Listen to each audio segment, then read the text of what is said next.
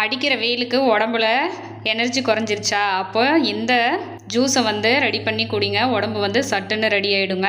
First time நம்ம சேனலை பார்க்குறது இருந்தால் சேனலை சப்ஸ்கிரைப் பண்ணிக்கோங்க. மறக்காமல் லைக் பண்ணிட்டு உங்கள் ஃப்ரெண்ட்ஸ் அண்ட் ஃபேமிலி மெம்பர்ஸ்க்கு ஷேர் பண்ணிக்கோங்க. இந்த ஜூஸ் ரெசிபி செய்கிறதுக்கு நான் பெரிய முலாம்பழம் வந்து எடுத்து வச்சுருக்காங்க. இப்போ இதை வந்துட்டு கட் பண்ணிக்கலாம்.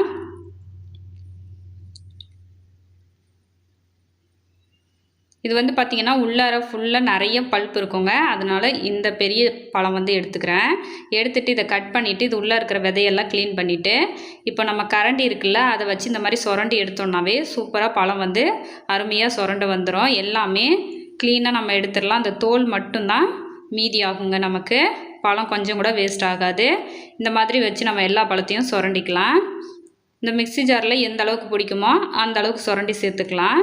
சேர்த்துட்டு இப்போது தேவையான அளவு சர்க்கரை வந்து சேர்த்துக்கலாங்க. இப்போ மூடி போட்டு இதை நல்லா நைஸாக அரைச்சி எடுத்துன்னு வந்துடலாம். பாருங்கள், நல்லா நைஸாக அரைச்சி எடுத்துன்னு வந்துட்டேன். இப்போ இதை வந்து நம்ம 2 டம்ளர் எடுத்திருக்கேன். இதில் ஐஸ் க்யூப் வந்து சேர்த்துக்கலாங்க. சேர்த்துட்டு அரைச்சி வச்சுருக்கிற இந்த முலாம்பழம் ஜூஸை வந்து ஊற்றிக்கலாம். நல்லா குளு குளுன்னு சில்லுன்னு இருக்கும். தேவைப்பட்டால் இதில் வந்து பாதாம் பீஸுன்னு ஊற வச்சு சேர்த்துக்கோங்க. அப்படி சேர்த்து குடிக்கிறதுனால உடம்போட சூடு வந்து தணிஞ்சிருங்க. அதுக்காக சேர்த்துக்கோங்க. உடம்புக்கு ரொம்ப நல்லது.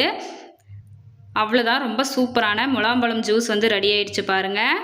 கண்டிப்பாக ட்ரை பண்ணி பார்த்துட்டு கமெண்ட் பண்ணுங்கள். தேங்க்ஸ் ஃபார் வாட்சிங்.